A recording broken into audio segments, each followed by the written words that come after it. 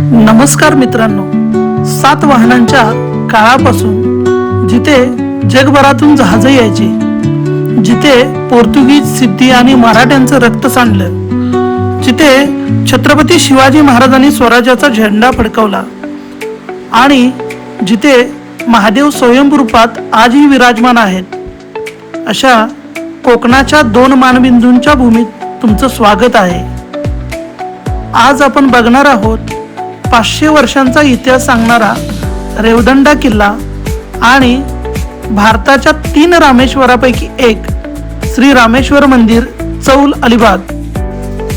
चला तर मग वेळ वाया न घालवता निघूया या इतिहासाच्या आणि श्रद्धेच्या प्रवासाला. रेवदंडा किल्ला हा अलिबाग पासून फक्त 18 किलोमीटर अंतरावरती आहे. जाताना आपल्याला वाटेमध्ये अक्षी, नागाव आणि चौल ही गावे लागतात. त्यानंतर आपण रेवदंड्यामध्ये पोहोचतो. जसं आपण अलिबागमधून पुढे जाऊ तसं आपल्याला नागाव गाव लागतं. तर नागावमध्ये असणाऱ्या नलिनी काकू ज्या यूट्यूबवरती फेमस आहेत, त्यांचं कोळीनबाई नावाचं रेस्टॉरंट लागतं.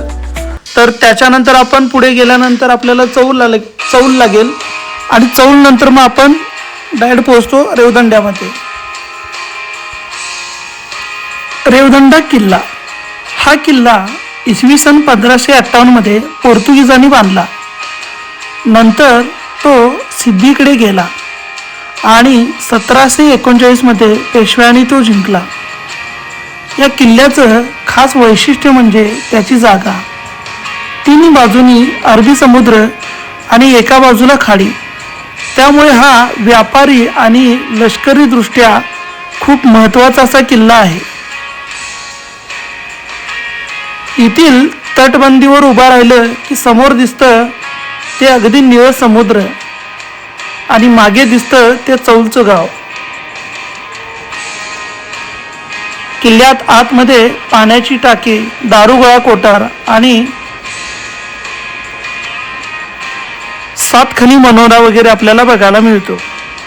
या मनोऱ्यावरून उत्तरेकडे मुंबईपर्यंत तर दक्षिणेकडे जंजिऱ्यापर्यंतच्या परिसरावरती लक्ष ठेवता येत होते. रेवदंडा किल्ल्यावरील 7 खनी मनोरा जो आहे त्याला पोर्तुगीज आरमाराचा रखवालदार सुद्धा असं म्हणत. किल्ला पाहायला संध्याकाळी येणं बेस्ट, कारण इथून सूर्यास्त एकदम भारी दिसतो. किल्ला पूर्णपणे कमर्शियल आहे मित्रांनो, त्यामुळे किल्ल्यावरती फार जागा अशी पाहायला मिळत नाहीत पॉइंट. पण तरी सुद्धा बराच आपल्याला किल्ला मजबूत आणि छान आहे. तिकीट फ्री आहे. तरी पण तुम्ही सकाळी वेळ आहे 8 ते संध्याकाळी 6 या वेळेत तुम्ही या. किल्ला बघून झाला. आता गाडी स्टार्ट करा, कारण आपलं पुढचं डेस्टिनेशन फक्त 10 मिनिटावर आहे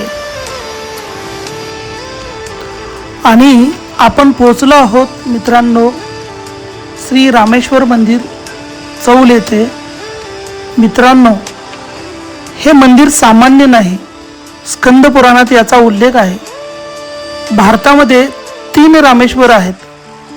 पहिलं रामेश्वरम, दुसरं कारवार आणि तिसरं येथे चौलमध्ये आहे. इसवी सन 1625 मध्ये इटालियन प्रवासी डेला व्हॅली येथे आला होता. त्यांनी लिहिलं, हे अतिशय पूजनीय देवालय आहे. मंदिराच्या समोर आपल्याला पाहायला मिळते ती खूप सुंदर आणि मोठी अशी पुष्करणी.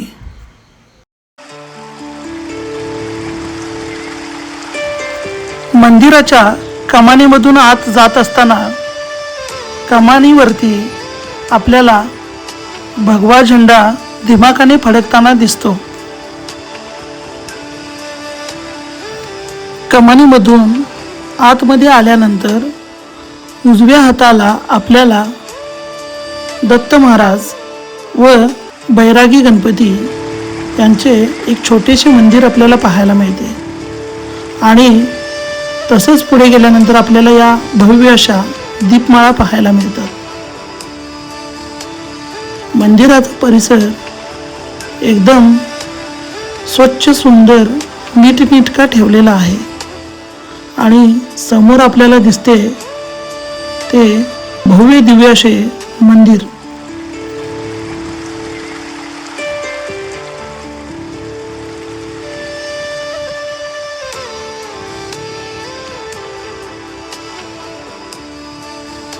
मंदिराच्या समोर नंदी महाराज विराजमान आहेत. तसेच तुळशी वृंदावन ही आपल्याला समोर पाहायला मिळते.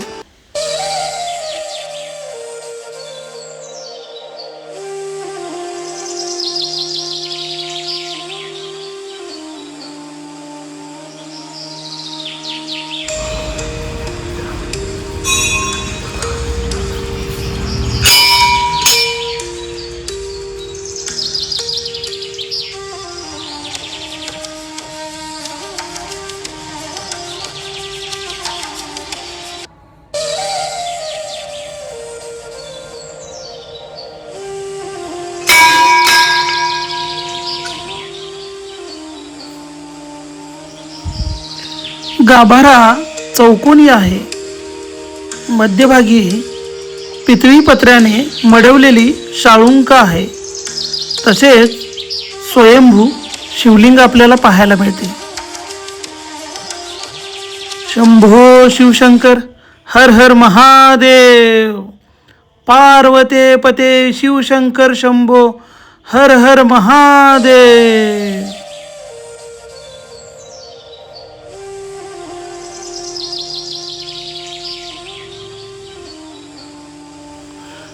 गाभाऱ्याच्या बाजूला 3 फुटी गणपती सोंडेने मोदक खातोय असं जिवंत शिल्प आहे. खूप सुंदर असा हा गणपती.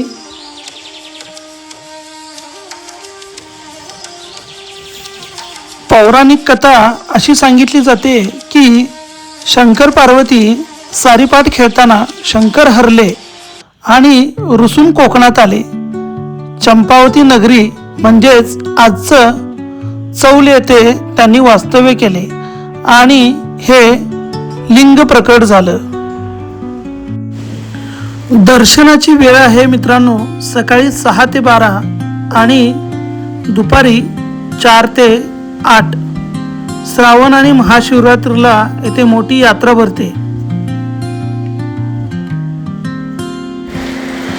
सगळ्यात खास गोष्ट बघा, सभा मंडपाच्या फरशीखाली 3 कुंडे आहेत.